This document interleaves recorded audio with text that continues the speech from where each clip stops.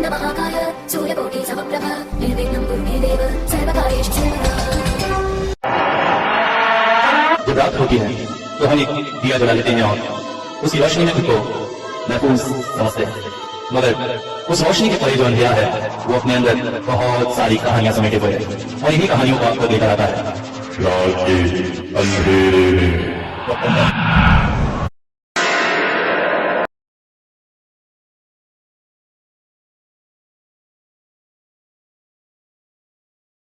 कहाँ है कोई?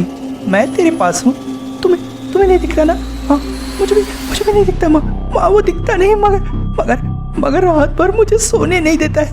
मेरे पूरे शरीर को छूता है मुझे। माँ उसने कहा है वो मुझे अपने साथ ले जाएगा। माँ मुझे बचा लो। माँ मुझे बचा लो ना। दरवाजे पर दस्तक देते ही किशोरी की पत्नी ने दरवाजा खोला। नमस्ते कर अंदर चलाया। किशोरी है? वो अभी नहा रहे हैं, आप बैठिए। मैं पास ही की कुर्सी पर बैठ गया। थोड़ी देर में ही किशोरी महाशय गले में गमछा डाले बाहर निकल आए। अरे तुम? हाँ, बस महीने के आखिरी में तुमसे मिलने चला आया। अरे बोलो मत, ये महीना तो जैसे खत्म होने का नाम ही नहीं ले रहा। ऊपर से पत्नी की ढेर सारी फरमाइशें पूरी करते करते बस अभी कुछ ही दिनों बाद ससुराल में शादी का माहौल है। महारानी जाएंगी और उनकी ढेर सारी मांगे, मेरी भी जेब खाली है। इतने में उसकी पत्नी चाय लेकर चली आई। हमारी बातें सुनकर थोड़ा सा खुन्नी हुई थी। इसीलिए सोचा जेब खाली है तो क्या हुआ, क्यों ना तारानाथ के पास चला जाए, कहानियों का पिटारा तो भर जाएगा। सच कहते हो यार, एक तरह की वास्तविकता जीते जीते सच में मन खिन्न हो उठा है। चलो चलते हैं, थोड़ी सी अवास्तविकता और कहानियां सुनकर आएंगे। यही ना तुम्हारी एक बहुत बुरी आदत है किशोरी, तारानाथ के सामने ये सब बातें कह देते हो और अरे मैं क्या जानबूझकर कहता हूँ, उन्हें तो थोड़ी सी उंगली करनी जरूरी है, तभी तो अच्छी अच्छी घटनाएं निकलती हैं। चलो अब देर मत करो। दोनों निकल पड़े।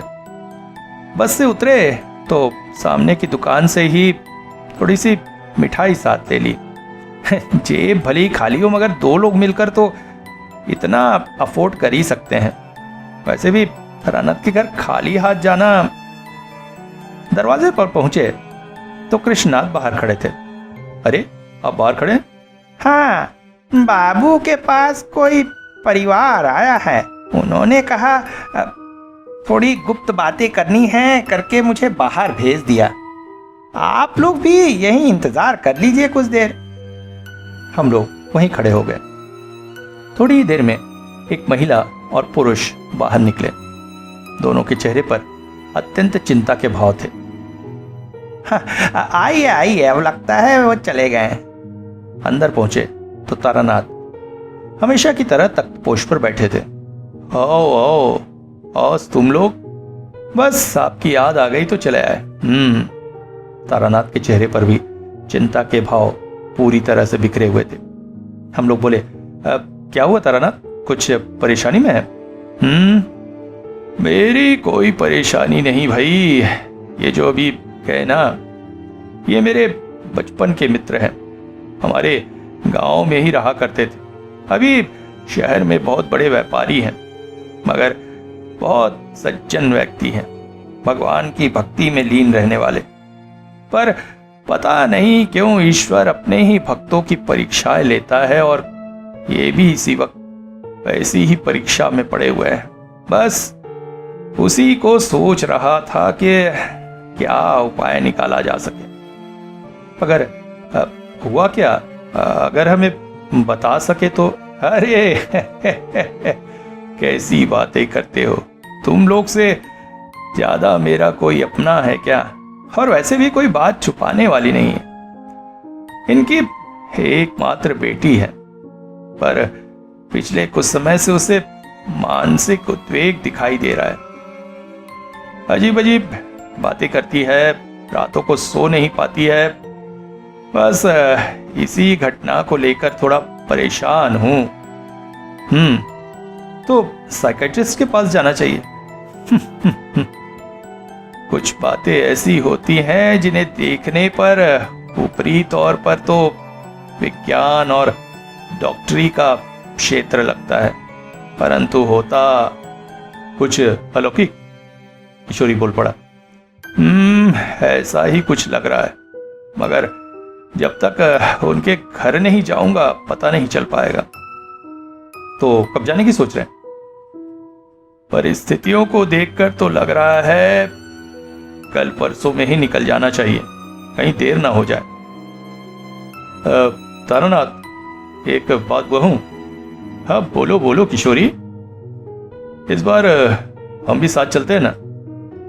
आपकी मुंह से घटनाएं तो बहुत सुनी, मगर प्रत्यक्ष देखने का। ठीक है, तो फिर सुबह से शीघ्रम कल ही निकल चलते हैं। तुम लोग बस तैयारी कर लो। आज कोई घटना सुनने हमें नहीं मिली, मगर हाँ आगे किसी घटना के प्रत्यक्ष होने का एक सौभाग्य में मिल रहा था, इसलिए जल्दी जल्दी लौट आए। घर पर पत्नियों को समझाने में थोड़ा समय लगा। उन्हें यह नहीं बताया कि किसी अलौकिक घटना के लिए जा रहे, वरना तो डर के मारे शायद जाने ही नहीं देती। कहा तारानाथ के गांव जा रहे हैं थोड़ा घूमने के लिए। उस पर भी उनकी नानुकुर थी, पर किसी तरह से मना लिया। उस दिन शाम को ही हम ट्रेन में बैठ पड़े। अगले दिन सुबह सुबह ही हरिनाथ के घर, मतलब जिन महाशय के घर हम जा रहे थे, पहुंचने वाले थे। रात धीरे धीरे घेर आई थी। शकुंतला देवी अपनी बेटी प्रिया से कह रही थी, प्रिया देख शाम हो आई, ला तेरे बाल गूंथ दूं, उसके बाद खाना खाकर सो जा। माँ माँ रात को नींद नहीं आती ना, बड़ा डर लगता है। अरे आज मैं तेरे साथ ही सोऊंगी, तेरे बाबू काम से बाहर गए हुए ना। शकुंतला देवी ने अपनी बेटी के बाल कोड़ दिए। फिर दोनों माँ बेटी ने खाना खाया और सोने चले गए। आज शकुंतला देवी ऊपर से जितनी भी स्थिर दिख रही हो, मगर मन ही मन डरी हुई थी, क्योंकि घर में उनके पति नहीं थे। पिछले कुछ दिनों से उनकी बेटी के साथ जो परिस्थितियां हो रही है, उसमें इस तरह से अकेला रहने में उन्हें डर तो लग रहा था, मगर बेटी को ढांढस बंधाने के लिए उन्हें अपने आप को ऊपर से अत्यंत सख्त दिखाना पड़ रहा था। अच्छा सुन, आज ना लाइट नहीं बुझाएंगे? हाँ हाँ माँ। दोनों माँ बेटी सो गई। रात के कितने पहर हुए थे पता नहीं। अचानक शकुंतला देवी की नींद टूटी। उन्हें एक कौं कौं की आवाज सुनाई दी। उन्होंने आसपास देखा, घना अंधेरा था। ओह, लोड शेडिंग। बिस्तर पर हाथ मार के अपनी बेटी को टटोलने की कोशिश करते ही वो आश्चर्यचकित हो गई। बेटी बिस्तर पर नहीं थी। कहां गई इस अंधेरे में? वो तुरंत उठी और तभी उन्होंने महसूस किया कमरे में एक तीसरी व्यक्ति की उपस्थिति। एक काला धुआं उनके पास जैसे उपस्थित। चली जा यहाँ से चली जाओ, यहाँ तेरा कोई काम नहीं, वरना मरी जाएगी। आवाज की कंपन कुछ ऐसी थी कि शकुंतला देवी अंदर तक सहम गई। और तभी लाइट आ गई। देखा तो बेटी पास ही बैठी थी। ये सब क्या था? सपना? तभी उन्होंने देखा बेटी के बाल खुले हुए हैं। ओह, मगर अच्छी तरह से उन्हें याद है, शाम को तो उन्होंने अपने हाथों से बाल बांधे थे। प्रिया, क्या हुआ? कहकर जैसे ही उन्होंने बेटी के शरीर को झकझोरा और बेटी ने उनकी तरफ अपना चेहरा फेरा। ये क्या देख रही है वो? सामने सामने ये कौन है? ये उनकी बेटी प्रिया नहीं हो सकती। इतना विभत्स रूप।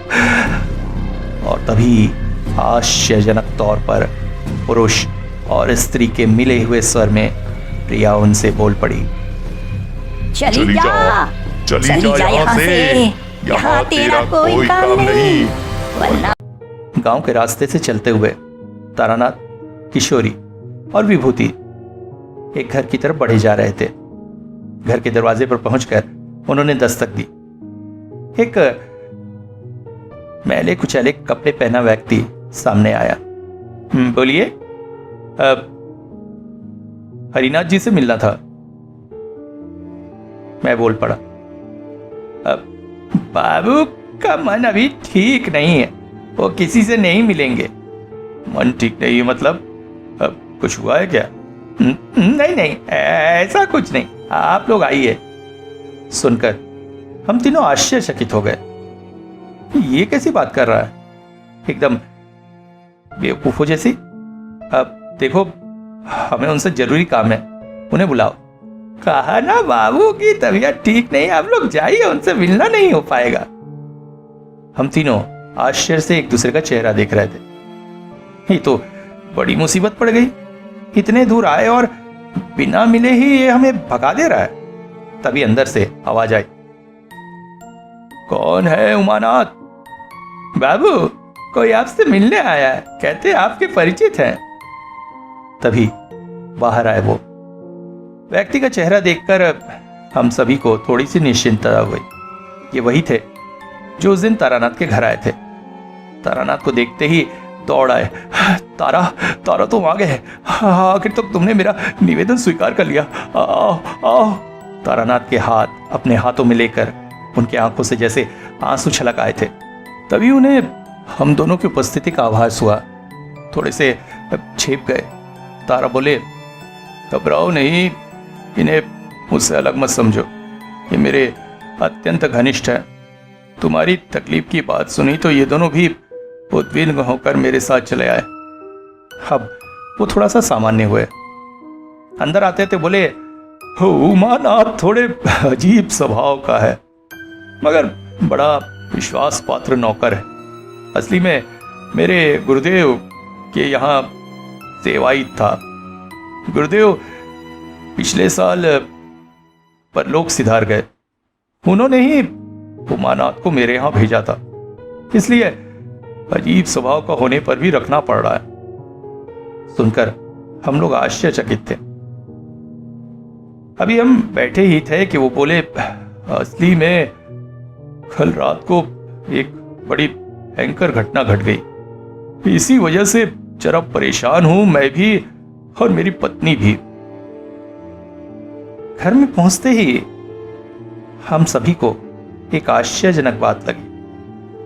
घर में जैसे सड़े हुए मांस की बदबू फैली हुई थी, जबकि घर काफी साफ सुथरा था। फिर वहां पर ऐसा होना। तारानाथ ने कहा, एक बार आपकी बेटी से मिल सकता हूं? हाँ, बिल्कुल, आइए। हम लोग ऊपर के कमरे की तरफ चले। कमरे के अंदर एक लड़की बिस्तर पर लेटी हुई थी। उसे लड़की कहना, क्योंकि अब वो पूरी तरह से कंकाल में बदल चुकी थी। अचानक ही हम लोगों के प्रवेश से पास बैठी स्त्री थोड़ी सी अचंभित से हो गई। तुरंत ही उसने घूंघटा लगा लिया। अरे, तारा आया है, तू इतना घबरा क्यों रही हो? तब वो थोड़ी सी सामान्य हुई। कल रात को क्या हुआ था भाभी, खुलकर बताइए। कल रात को ये घर पर नहीं थे और मैं इसके पास ही सोई हुई थी। अचानक नींद खुली तो चारों ओर अंधेरा था, शायद लोड शेडिंग की वजह से। और तभी मैंने उस काले धुएं सी चीज को देखा, जिसने मुझे खबरदार किया कि मैं यहां से चली जाऊं। वो किसी हाल में भी मेरी बेटी को छोड़ेगा नहीं। उसके बाद लाइट आई तो मैंने प्रिया को ठासस बताने के लिए हाथ बढ़ाया ही था कि प्रिया का चेहरा जब मेरी तरफ आया तो ये कौन? ये मेरी प्रिया नहीं थी। आश्चर्यजनक रूप से उसने मुझे खबरदार किया कि मैं यहां से चली जाऊं और वो हर हाल में मेरी बेटी को ले जाएगा। अब हमें रात का इंतजार करना पड़ेगा। एक बार सारी घटना को मैं प्रत्यक्ष भुगत लूं तो समझ में आएगा कि आखिर यहां हो क्या रहा है। हम लोगों के रहने की व्यवस्था ऊपर के ही एक घर में की गई थी। हम लोग जाकर वहां थोड़ा सा आराम किए। इतने में उमानाथ खाना पका लाया था। दिन भर से भूखे प्यासे ही थे। ऐसे में पूरी और आलू की सब्जी दबाकर खाई और एक नींद मार ली। वैसे भी रात को जागना था। रात में हम सभी बरामदे में ही बैठे। शकुंतला देवी प्रिया के पास ही सोई थी। हम सब इंतजार कर रहे थे आखिर क्या होने वाला है। तारानाथ यहां पर आकर थोड़े आश्चर्यजनक से हो गए थे। दोपहर में नाश्ते के बाद जब हमने उनसे पूछा कि क्या समझ में आ रहा है तो उन्होंने कहा, देखो मैं थोड़ी सी ज्योतिष विद्या जानने वाला व्यक्ति हूं जो लोगों के हाथ देखकर उनके भाग्य की गणना कर सकता है, मगर भूत भविष्य को इस तरह से देख पाना मेरे लिए संभव नहीं है। यहां क्या हो रहा है ये मेरे समझ से भी परे है।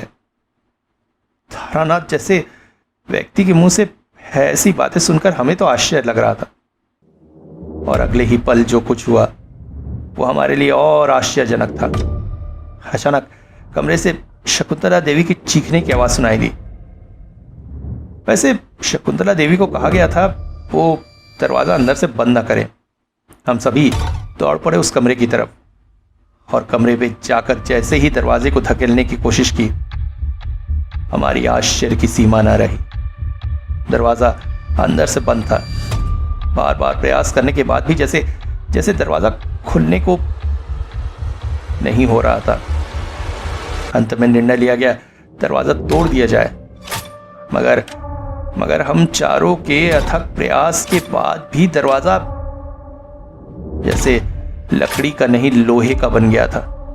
किसी भी हाल से हम दरवाजा तोड़ नहीं पा रहे थे और तभी आश्चर्यजनक तौर पर दरवाजा अपने आप खुल गया। अंदर का दृश्य हम सभी को चौंकाने वाला था। जमीन पर शकुंतला देवी बेहोश पड़ी थी और बिस्तर पर अर्धनग्न अवस्था में प्रिया की शरीर पड़ा हुआ था। शरीर इसलिए कह रहा हूं क्योंकि जिस तरह से वो कंकालसार हो गई थी अब उसे एक मनुष्य कह सकना संभव नहीं था। सामने का दृश्य हमारे लिए अत्यंत घृणास्पद था। मैं, तारानाथ और किशोरी कमरे से बाहर चले आए। हरिनाथ बाबू ने अपनी पत्नी को होश में लाया और फिर दोनों ने लड़की के कपड़े ठीक किए। फिर हमें अंदर बुलाया। अंदर पहुंचते ही तारानाथ ने एक शब्द कहा, काम पिशाचिनी। काम पिशाचिनी? हाँ, मैं जितना कुछ जानता हूं उससे इन परिस्थितियों को देखकर बस यही कह सकता हूं। अब मुझे लक्ष्य तो मिल गया है पर उसे साधना है। इन सब घटनाओं के बीच एक बात बहुत अजीब लगी और वो था उमानाथ का न आना। शाम ढलने के कुछ समय बाद से ही उमानाथ दिखाई नहीं दिया था। हरिनाथ बाबू ने बताया बेचारा उम्रदराज इंसान है, दिन भर काम करते करते थक जाता है, इसलिए जल्दी जाकर सो जाता है। छत पर एक स्टोर रूम जैसा था, वहीं अब उसका ठिकाना है। मगर किसी की नींद इतनी गहरी हो सकती है कि घर में इतना कुछ हो गया और उसे पता ही ना चला। कमरे में आने के बाद हम लोगों ने तारानाथ से पूछा, आखिर ये सब क्या है? उन्होंने बताया, किसी ने बहुत घृणित काम किया है। काम पिशाचनी साधना के द्वारा मनुष्य अशरीरी रूप धर सकता है और किसी के साथ भी संभोग में संलिप्त हो सकता है, मगर इसके लिए उसे पहले किसी को साधन बनाना होता है। उसके साथ बार बार ये सब करके पास आ सकती है, तब फिर वो कहीं भी कभी भी अदृश्य रूप में पहुंचकर किसी के साथ भी संभोग करने में समर्थ हो जाता है। मुझे लगता है प्रिया के साथ इस साधना का पहला चरण किया जा रहा है। उसे बलि के रूप में काम पिशाचिनी को अर्पित करके जो भी है वो सिद्ध होना चाहता है। और परिस्थितियों को देखकर मैं इतना ही कहूंगा कि 2 दिन की जिंदगी ही है उस बच्ची के पास, क्योंकि परसों अमावस्या है और अमावस्या के दिन ही उसे बलि दी जाएगी। मगर ये कौन कर रहा है, जब तक मुझे ये नहीं पता चल जाता तब तक मैं शायद कुछ भी करने में समर्थ नहीं हूं। वैसे भी ये साधना इतनी कठोर है कि मेरे पास इसका कोई तोड़ नहीं है। तारानाथ इस बार बड़ी अजीब सी बातें कर रहे थे। तारानाथ जिन्होंने जीवन में इतना कुछ किया, यहां आकर इतनी निराशा भरी बातें। कहीं किशोरी का सोचना ही तो सही नहीं है।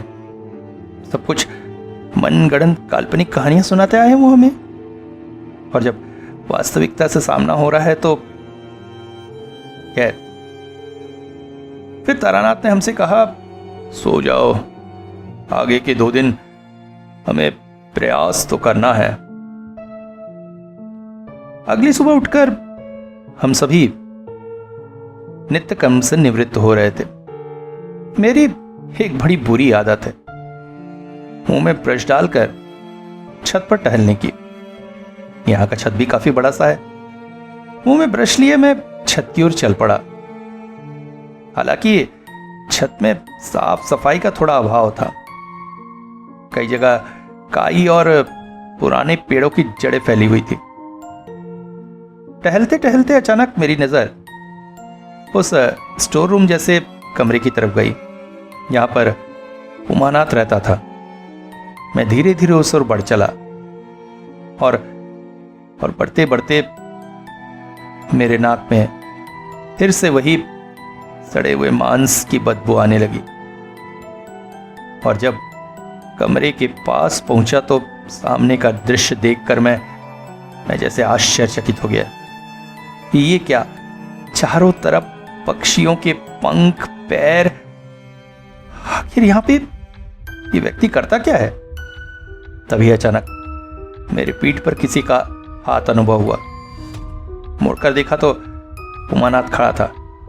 बाबू, आपको इधर नहीं आना चाहिए था।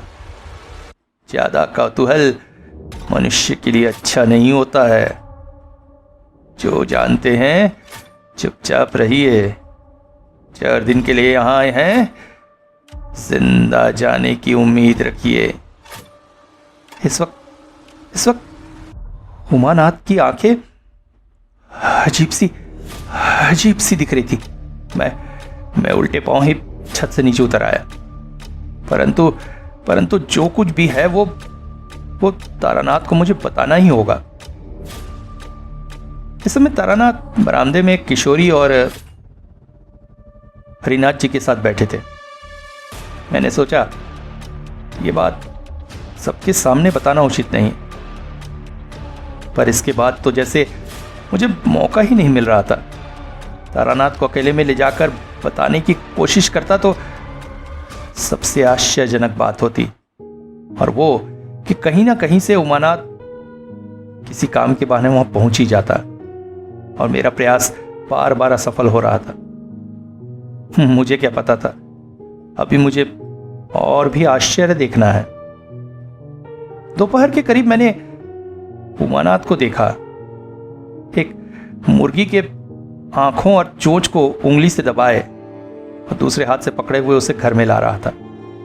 ओह, तो दोपहर के भोजन में मुर्गी बनने वाली है, पर मैं नहीं खाऊंगा, क्योंकि अभी जो मैंने दृश्य देखा था उसे देखने के बाद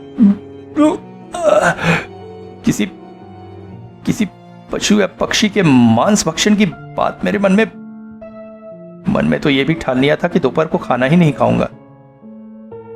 पर यहां आकर जैसे मेरे ऊपर आश्चर्यों की झड़ी लगने वाली थी। भोजन में जब हम बैठे तो मैं बोलने ही वाला था कि मगर ये क्या, भोजन में तो आमिष का नामो निशान नहीं था। साग सब्जी और चावल बस। हरिनाथ जी हमारे साथ ही भोजन करने बैठे थे। शकुंतला देवी हमें परोस रही थी। हरिनाथ जी बोले, आज के लिए आप लोग हमें माफ करिएगा। असली में हम लोग आज के दिन, सोमवार के दिन, आमिष नहीं खाते। आज आप लोगों को निरामिष से ही काम चलाना होगा। सुनकर मैं आश्चर्यचकित हो गया और प्रसन्नता से भोजन पर टूट पड़ा। पर उमानाथ जो। इसके बाद मैं कमरे में जाकर तारानाथ और किशोरी का आने का इंतजार कर रहा था। दोनों शायद नीचे कुछ काम कर रहे थे।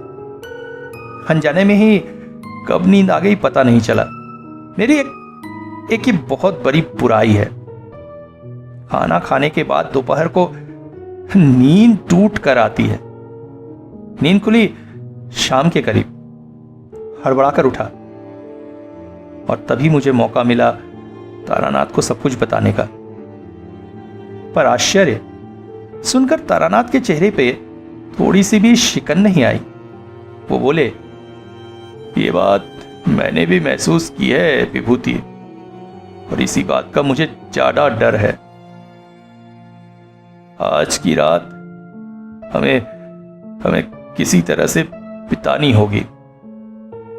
शाम को तारानाथ ने लड़की के शरीर पर बंधन बांध दिए। फिर घर को और फिर शकुंतला देवी, हरिनाथ और मुझे और किशोरी को भी। फिर रात जगकर हम लोग इंतजार करने लगे, परंतु रात के 3 बजे तक भी कुछ नहीं हुआ। तारानाथ ने अब सबको सो जाने का आदेश दिया। हरिनाथ इस वक्त अत्यंत खुश थे, क्योंकि आज बहुत दिनों बाद उनकी पत्नी चैन की नींद सो रही थी और बेटी भी। कमरे के आने के बाद हमने तारानाथ से कहा, तो आखिर तक आपने उपाय ढूंढ ही लिया? नहीं, कोई उपाय नहीं ढूंढा। इतना खुश मत हो, क्योंकि आज की रात तो जैसे तैसे चल गई है, मगर कल मैं कुछ भी नहीं कर पाऊंगा। कल अमावस्या की रात है और कल ऐसी शक्तियां अपने चरमोत्कर्ष पर रहती हैं। आज की रात जैसे तैसे बीत भी जाए, मगर कल क्या होगा यह मैं नहीं बता सकता। मैं कुछ कर भी पाऊंगा या नहीं, मुझे किसी भी हाल में नहीं लग रहा। अगली सुबह उठने पर तारानाथ घर पर नहीं थे। हरिनाथ जी से पूछने पर पता चला वो गांव घूमने गए हैं। सुनकर आश्चर्य लगा। इतना जटिल समय, और ऊपर से आज अमावस की रात, और तारानाथ गांव घूमने गए हैं। कुछ समय बाद वो लौटे। चेहरे पर बहुत अधिक प्रसन्नता के भाव थे, जैसे कोई संजीवनी बूटी मिल गई हो। पूछने पर बताया, मंदिर में मां काली का एक तावीज मिला है। मुझे लगता है अब बच्ची की रक्षा हो सकेगी। लड़की के शरीर पर वो तावीज बांधने के बाद उन्होंने सबसे कहा, आज की रात बहुत खतरनाक है। हम सबको सतर्क रहना होगा। हो सकता है घर के बाहर से अजीबोगरीब आवाजें आए। परंतु किसी भी हाल में घर का दरवाजा नहीं खुलना चाहिए। ना कोई अंदर से बाहर जाए और ना कोई बाहर से अंदर आए, परिस्थितियां चाहे जो भी हो। इसके बाद रात आते ही उन्होंने घर का मुख्य द्वार बंद करके उस पर एक लाल धागा बंधकर कोई मंत्र फूंक दिया। फिर हम सभी समय के धीरे धीरे गुजरने का इंतजार करने लगे। तभी अचानक तेज आंधी सी उठी। चारों ओर के खिड़की दरवाजे जैसे जैसे टूट पड़ने को आमादा थे। और तभी बाहर के दरवाजे से एक लड़की के चीखने की आवाज आई। हम सभी चौंक पड़े और तभी आवाज आना शुरू होगी। माँ माँ माँ, दरवाजा खोलो ना माँ, माँ वो मुझे मारने लगा। देखो देखो, तुम लोग क्या जाने में ही वो मुझे घर से बाहर ले आया। माँ मुझे अंदर ले लो, वो आ रहा है, वो मुझे फिर से मार डालेगा। माँ मेरी जान बचा लो। अचानक आवाज सुनकर शकुंतला देवी चीख पड़ी, प्रिया क्या हो गया तुझे? तारानाथ भी चौंक पड़े। रुक जाइए, आप कहीं नहीं जाएंगे, कोई कहीं नहीं जाएगा। नहीं, मेरी बेटी बाहर है। कौन उसे बाहर ले गया? वो तो कमरे में थी। उसे अंदर लाइए, वो मर जाएगी। शांत हो जाइए भाभी, ऐसा कुछ भी नहीं है। शकुंतला क्या कर रही हो तुम? तारा की बात मानो। नहीं, मैं किसी तरह से नहीं मान सकती। मेरी बेटी को आप लोग इस तरह से नहीं मार सकते। उसे अंदर ले लीजिए। तुम दरवाजा खोलते हो? नहीं तो मैं खोलती हूँ। दौड़ पड़ी थी शकुंतला देवी। तारानाथ भी उसके पीछे पीछे दौड़े और किसी तरह से उनको पकड़कर कमरे में बिठाया गया। थोड़ी देर तक ये दृश्य चलता रहा और फिर सब कुछ शांत हो गया। सब दौड़े प्रिया के कमरे की तरफ। खिड़की से सुबह का प्रकाश अंदर आ रहा था। प्रिया इस वक्त कमरे में ही थी, बाहर के प्रकाश को निहार रही थी। शायद बहुत दिनों बाद उसने आंखें खोली थी। मां से लिपटकर बिलक कर रो रही थी। तारानाथ बोले, अब तुम्हारे ऊपर से सारी विपत्ति बीत गई है बेटी, हम निश्चिंत होकर सुखी जीवन का आनंद लो।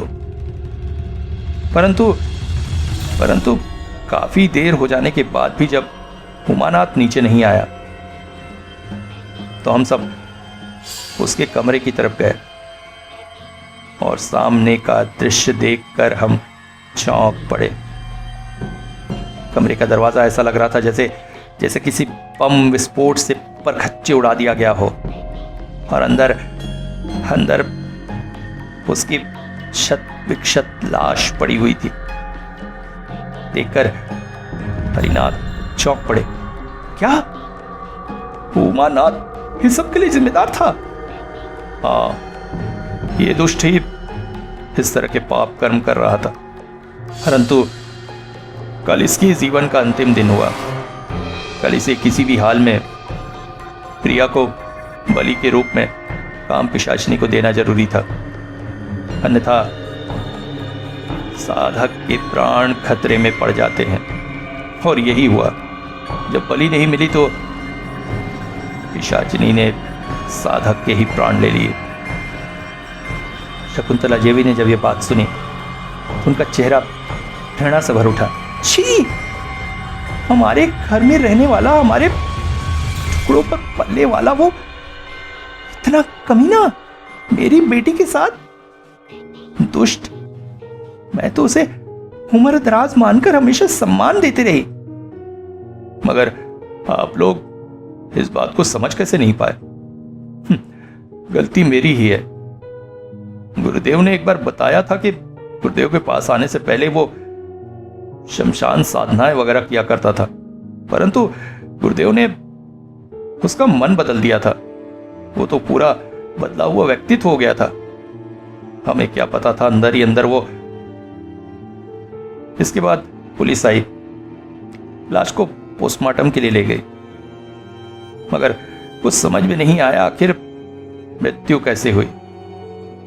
पुलिस ने हार्ट अटैक और किसी जंगली पशु का आक्रमण यही लिखकर केस बंद कर दिया। हम सब जब लौट रहे थे तो हरिनाथ अपनी कार में हमें स्टेशन छोड़ने आए। बोले, तारा कुछ दिन और अगर रुक जाते तो तुम तो जानते हो मैं कहीं ज्यादा समय तक नहीं रुकता।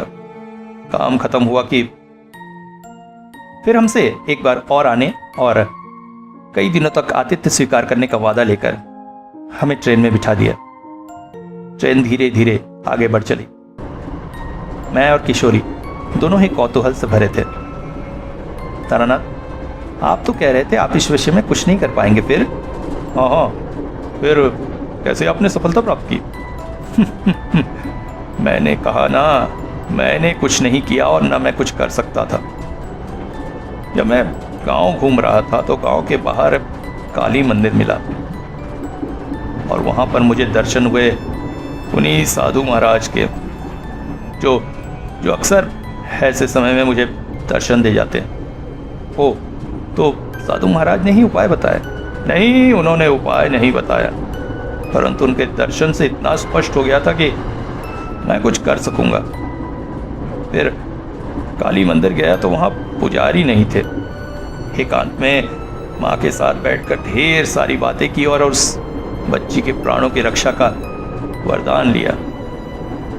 फिर माँ के पैर से एक जवा कुसुम का फूल उठाकर ताबीज में भरा और लड़की को पहना दिया। अच्छा, तो आप ये कहना चाहते हैं कि मामूली सा एक जवा कुसुम के फूल से उस बच्ची की इतनी बड़ी पिशाचिनी से रक्षा हो गई? तुम लोगों में यही तो बुराई है। तुम लोगों को वो जवा कुसुम का फूल मामूली लगता है। अरे मूर्खो, बात जवा कुसुम फूल की नहीं है, बात है भक्ति और विश्वास की। विश्वास से ही वो छोटा सा जवा कुसुम का फूल रक्षा कवच में बदल गया। विश्वास से क्या नहीं हो सकता है? विश्वास से बड़ी बड़ी बीमारियां ठीक हुई है। कैंसर के आखिरी स्टेज में पड़ा हुआ मनुष्य भी विश्वास से ही ठीक होता है। विश्वास इस दुनिया की सबसे बड़ी शक्ति है।